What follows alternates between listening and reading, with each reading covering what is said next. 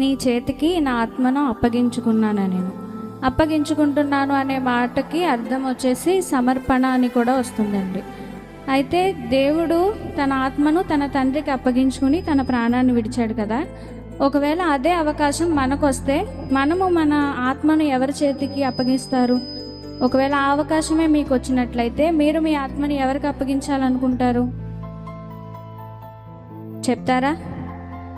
ఒకవేళ అదే అవకాశం మనకు వస్తే మనము మన ఆత్మని ఎవరికి అప్పగించుకుంటాం? దేవునికి. మనుషులకి ఎలాగో మనము మన ఆత్మను అప్పగించుకోలేము. అయితే దేవుడైతే పరిశుద్ధుడు, నీతిమంతుడు, యథార్థవంతుడు కాబట్టి, ఏ కల్మషము లేనివాడు కాబట్టి ఆయన తన ఆత్మను తన తండ్రికి అప్పగించుకోగలిగాడు. మరి మనము పరిశుద్ధులమండి. దేవునికి మన ఆత్మను అప్పగించుకోగలమంటారా? అప్పగించుకోలేము. కానీ కొంచెము మనము ఆలోచన చేసి మన ప్రవర్తన, మన విధానాన్ని మనం మార్చుకుంటే మనము కూడా దేవునికి మన ఆత్మను అప్పగించుకోగలము. ఎగ్జాంపుల్గా ఇప్పుడు లావుగా ఉన్న వాళ్ళు ఉంటారు. వారు సన్నబడడానికి ఏం చేస్తారండి? డైట్ చేస్తారు. అలా వాళ్ళు కృషి చేస్తారు. అలాగే ఏదైనా ఇప్పుడు ఉదయాన్నే 8:30, 9:30 ఆ టైంకి లేచేవారు ఉంటారు. వారి డెస్టినేషన్ రేపు వేరే చోటుకి వెళ్ళాల్సి వచ్చి ఒకవేళ వారు 4:30, 5:30కి లేవాలంటే వారు అలవాటుని ఏం చేస్తారు? వారు ఉదయం 8:30కి లేచేవారు తెల్లవారుజామునే 5:30కి లేచి వారు ట్రైనర్ బస్ని క్యాచ్ చేస్తారు. అలాగే ఇష్టం, ప్రేమ. ఇప్పుడు మనం ఎవరినైనా ప్రేమించామనుకోండి, ఆ వ్యక్తి కోసం మనం ఏం చేస్తామంటే మనకున్నదంతా, మనకి ఇష్టమున్నా లేకపోయినా ఆ వ్యక్తికి ఇష్టం ఉంటే మనం మన పద్ధతిని అలా మార్చుకుంటాం. మరి ఇహలోక సంబంధమైన వాటి కోసమే మనం ఎంత కృషి చేసినప్పుడు మరి దేవుని కోసం, దేవునికి మన ఆత్మను అప్పగించుకోవడం కోసం మనం మారాలంటారా లేదంటారా? మారాలి. అది ఎలాగా అనేసి నేను చెప్తాను. ఎలా ఉంటాము ఏంటి, ప్రతిదీ కూడా దేవుడు మనకు చేసిన దానికి బదులుగానే మనం ఆయనకి ఇస్తున్నాం. అలాగే ఇంకోటి ఆలోచించారా? మనము ఎన్ని చేసినా కూడా మనుషులకు మన ఆత్మను అప్పగించలేం. ఎలాగైనా కూడా మనం ఖచ్చితంగా మనకి ఇంకో అవకాశం లేదు, ఇంకో ఆప్షన్ కూడా లేదు. మనం మారి దేవునికి మాత్రమే మన ఆత్మను అప్పగించుకోగలుగుతాం. అయితే యెషయా 53:4 ఒకసారి వాక్యం చూద్దామండి.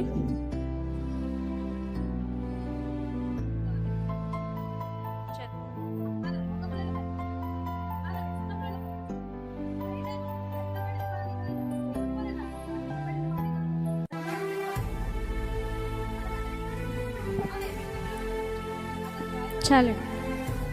దేవుని వలన మనం ఏం పొందుకున్నామండి? స్వస్థతను పొందుకున్నాం.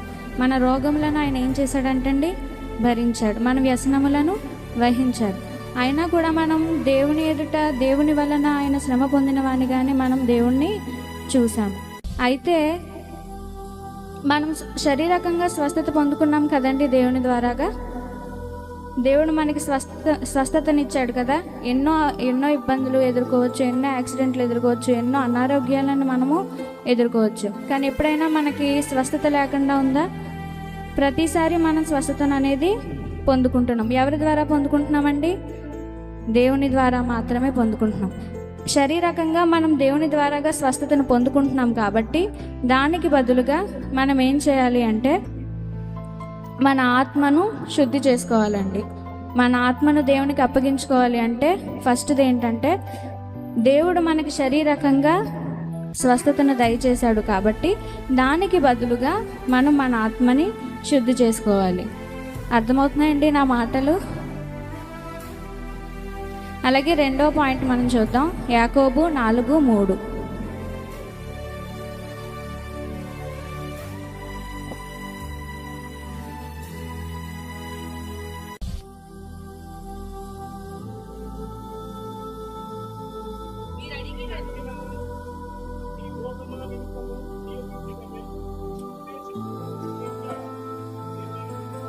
చాలండి. మనం ప్రార్థన చేసుకుంటున్నప్పుడు మన అవసరతల కోసమే, మన నిత్య అవసరతల కోసమే మనం ప్రార్థించుకుంటున్నామంటండి. ఇప్పుడు నా అప్పులు తీరిపోవాలి, నాకు స్వస్థత రావాలని ఇలా చేసుకోవడంలో కూడా దురుద్దేశం ఉందని చెప్పేసి బైబిల్ వాక్యం చెప్తుంది. అయితే దేవుడు చనిపోకముందు ఏం చేశారంటే, సిలువ వేయబడక ముందు అక్కడున్న ప్రజలకు ఆయన బోధించేవారు. అలాగే ఆయన ప్రార్థన నేర్పించారు. అక్కడున్న ప్రజలకు ఎలా ప్రార్థించాలి, ఎలా ప్రేమించాలి, వీటినన్నిటినీ నేర్పించారు కదండి. అయితే మనము కూడా ఏం చేయాలంటే, మనం బాగోవాలి, మన కోసం మనం ప్రార్థించుకునే ముందు మన ఇతరుల అవసరతల కోసం కూడా మనము ప్రార్థన చేయాలండి. అలా ప్రార్థన చేసినప్పుడు మన అవసరతలనే దేవుడు గుర్తిస్తారు. ఇప్పుడు ఏదైనా ఒక అంశం కోసం ప్రార్థన, కొన్ని సందర్భాలు ఉంటాయండి దానికి కూడా. ఇప్పుడు ఏదైనా అంశం కోసం, ఇప్పుడు వాక్య పరిచర్య కోసం ప్రార్థన చేయమన్నారు అనుకోండి, మనం అది వాక్య పరిచర్య కోసమే చేస్తాం. అలాగే ఇప్పుడు ఎప్పుడు చేయాలి ఇలా అంటే, మన కుటుంబం ప్రార్థన చేసుకుంటున్నప్పుడు, మన వ్యక్తిగత ప్రార్థన చేసుకుంటున్నప్పుడు, మన అవసరతలను బట్టి కాకుండా దేవుడు మనకి నేర్పించిన విధానాన్ని బట్టి మనము ఇతరుల కోసం ప్రార్థన చేయాలి. అలాగే ఫస్ట్ పాయింట్ ఏంటండి, దేవుడు మనకు శారీరకంగా స్వస్థతను దయచేశాడు కాబట్టి దానికి బదులుగా మనము మన ఆత్మని శుద్ధి చేసుకోవాలి. అలానే రెండవది ఏంటంటే, దేవుడు మనకి ప్రార్థించడము, బోధించడము నేర్పించారు కాబట్టి దానికి బదులుగా మన అవసరతల కోసమే కాకుండా ఇతరుల అవసరతల కోసం కూడా మనము ప్రార్థించాలి. మూడోది చూద్దామండి. 1 యోహాను 3:14.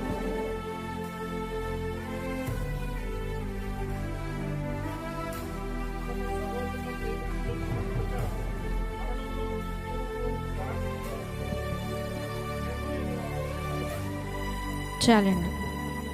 చూడండి, ఇప్పుడు మనము కొన్ని సందర్భాల్లో ఒక్కొక్క వ్యక్తితో అసమాధానంగా ఉంటాం. కొంతమంది ఏంటంటే, మనకు మాట్లాడాల్సిన పరిస్థితి లేనప్పుడు మనం ఒకవేళ మాట్లాడడం స్టాప్ చేసినప్పుడు ఎదుటి వ్యక్తికి అది ఎలా అనిపిస్తుందండి? మనతో మాట్లాడడము లేదు, మనల్ని దూరం పెడుతున్నారు అన్న భావన వస్తుందండి. అలాగనేసి కొన్నిసార్లు మనకి ఒక వ్యక్తి దూరం అయ్యారు అంటే అది దేవుని ద్వారానే అవుతుందండి. దేవుడు మనకి ఒక వ్యక్తిని దూరం చేశాడు అంటే అది ఎప్పుడు కూడా మనం బాధపడాల్సిన అవసరం లేదండి. ఎందుకంటే దానికి మించిన గొప్ప వ్యక్తినే దేవుడు మన జీవితంలోనికి రానివ్వాలి అని అనుకుంటున్నారు. కాబట్టి మనకి ఇష్టమైన వాళ్ళు దూరం అయినప్పుడు మనం ఒకటి గుర్తించుకోవాలి. అలాగే ఏదో ఒక మనస్పర్ధలు, ఏదో ఒక విషయాల్లో చిన్న చిన్న గొడవలతోనే మాట్లాడడం మానేసి వ్యక్తిని దూరంగా పెట్టేసి ఇటువంటి విధముగా మనం ఉంటే మనం ఎక్కడికి వెళ్తున్నామని బైబిల్ చెప్తుందండి? మరణంలోనికి వెళ్తామని చెప్పేసి బైబిల్ చెప్తుంది. అలాగే మన దైవజనులు చాలాసార్లు చెప్తూ ఉండేవారు, భార్యాభర్తలు అయినప్పటికీ కూడా దేవుని సన్నిధిలో సహోదరుల భావం కలిగి ఉండాలని. ఈ మాట ఎంతమంది గుర్తుందో నాకైతే తెలియదు, కానీ నేను ప్రతిసారి ఈ మాటనైతే గుర్తు చేసుకుంటాను. సహోదరుల భావం అంటే అది వేరే రకంగా కూడా అర్థం ఉంటుంది. మనం సహోదరుల మధ్య భావం, ప్రేమ కలిగి ఉండాలి అంటే అది పవిత్రంగా ఉండాలండి. పవిత్రంగా దేవునికి అనుకూలమైన రీతిలో దాన్ని ఉంచుకోవాలి. పాపానికి దారి తీసేటట్లు అది ఉండకూడదండి. అయితే మన సహోదరులతో మనం ప్రేమ కలిగి ఉండాలి. అలా ఉన్నప్పుడు మనము మరణంలోనికి కాకుండా జీవములోనికి తేబడతామని చెప్పేసి బైబిల్ వాక్యం చెప్తుంది. అయితే నాలుగో పాయింట్ కూడా చూద్దాం. రోమా 5:8.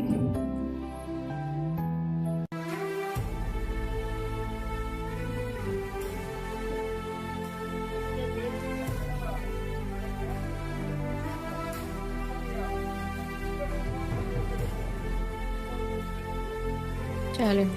దేవుడు అక్కడ సిలువ వేయబడుతున్న ఆ క్షణం నుంచే అక్కడ ఉన్న వాళ్ళంతా, మనమంతా ఏమై ఉన్నామండి? పాపులమై ఉన్నాము. మన పాపం కోసమే దేవుడు ఏం చేయబడ్డారు? సిలువ వేయబడ్డారు. ఎవరైనా అలా ప్రాణాలు వదులుతారండి మన కోసం?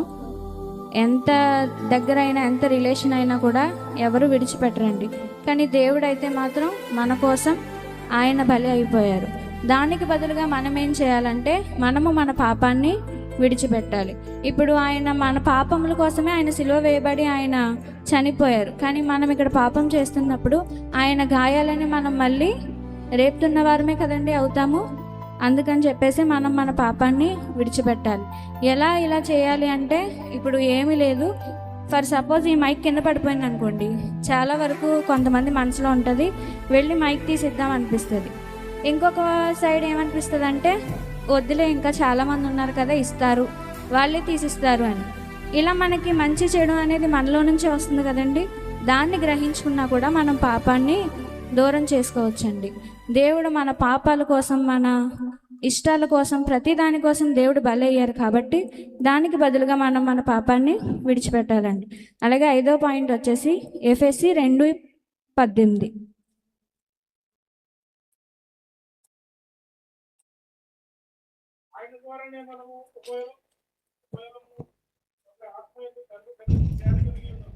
అర్థమైపోయింది కదండి. సింపుల్గా ఈ వాక్యంలో మనకి ఒక్క ఆత్మయందు తండ్రి సన్నిధికి చేరగలిగి ఉన్నాము. మనం ఏ మనిషిని ద్వారాగా చేరలేము, ఎవరి ద్వారాగా కూడా చేరలేము. మనము దేవుని ద్వారా మాత్రమే దేవుని సన్నిధికి చేరగలమండి. ప్రతి ఒక్కరూ కూడా ఈ వాక్యం వినే మీకే కాదు చెప్తున్నా, నాకు కూడా వర్తిస్తుంది. ఈ 4 పాయింట్లు మనలో ఏమైనా ఉన్నాయేమో వాటికి లోబడి మారి, ఏదైనా మారితేనే కదండి మనకి ఫలితం అనేది వస్తుంది ప్రతి విషయంలో కూడా. అలాగే మనం మారి ఉండడం వలన మనకి పరలోక రాజ్యం అనేది దేవుడు మనకి దయచేస్తాడు. దానికోసము ఇదంతటిను కూడా ప్రయాసపడాలి. మనము పై ఉన్న 4 పాయింట్ని సరి చేసుకుని మన బాడీని, మన ప్రవర్తనకి దేవునికి లోబడి మార్చుకుని ఉన్నట్లయితే అప్పుడు మనము కూడా మన ఆత్మను దేవునికి అర్పించుకోగలుగుతామండి. ఈ వాక్యము దేవుని మాట, లేదంటే ఫలానా అమ్మాయి చెప్తుంది, ఫలానా వాళ్ళు చెప్తున్నారు అని అనుకోకుండా, ఇప్పుడు చెప్పిన 9-8 మంది సహోదరులతో పాటు నా మాటను కూడా దేవుని మాటలుగా మనం అందరము స్వీకరించాలని నేను కోరుకుంటున్నానండి. ఇక్కడ ఉన్నంతసేపు ఎలా ఉంటుంది అంటే చెప్పే వాళ్ళకి మాత్రమే తెలుస్తుంది. ఇక్కడ ఉన్నంతసేపు దేవుని యొక్క అభిషేకము, దేవుని యొక్క మాటలు, అవి దేవుని వాక్యం 2 అంచులు కలిగిన కత్తి వంటిదండి. అది వినే మీకు, చెప్పే మాకు, ఇరువురికి వర్తిస్తుంది. కాబట్టి మనము మన ప్రవర్తనని చాలా జాగ్రత్తగా దేవుని సన్నిధిలో ఉంచుకోవాలండి. అలాగే నేను చెప్పిన మాటలు ఒకసారి నాకు 5 మాటలు మీరు మళ్ళీ తిరిగి చెప్తారా? మొదటి మాట చెప్తారా? మొదటి పాయింట్, దేవుడు మనకి శారీరకంగా స్వస్థతను దయచేశాడు కాబట్టి దానికి బదులుగా మన ఆత్మను మనము శుద్ధి చేసుకోవాలి. దేవుడు ప్రార్థించడము, బోధించడము నేర్పించారు కాబట్టి దానికి బదులుగా మనం ఇతరుల కోసం కూడా ప్రార్థన చేయాలి.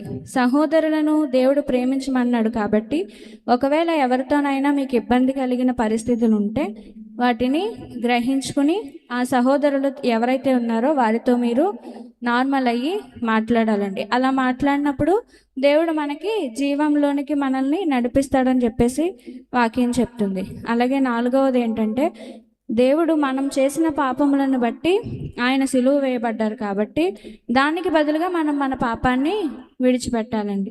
5వది ఏంటంటే, దేవుని ద్వారానే తప్ప మరి ఎవరి ద్వారాగా కూడా మనము దేవుని సన్నిధికి చేరుకోలేము. ఈ మాటను గ్రహించి ప్రతి ఒక్కరూ కూడా ఈ ఒకవేళ ఇటువంటి నెగిటివ్ ఏమైనా మనలో ఉంటే మనం అందరం కూడా సరి చేసుకుందాము, దేవునిలో ఇంకా బలంగా వాడబడదాం.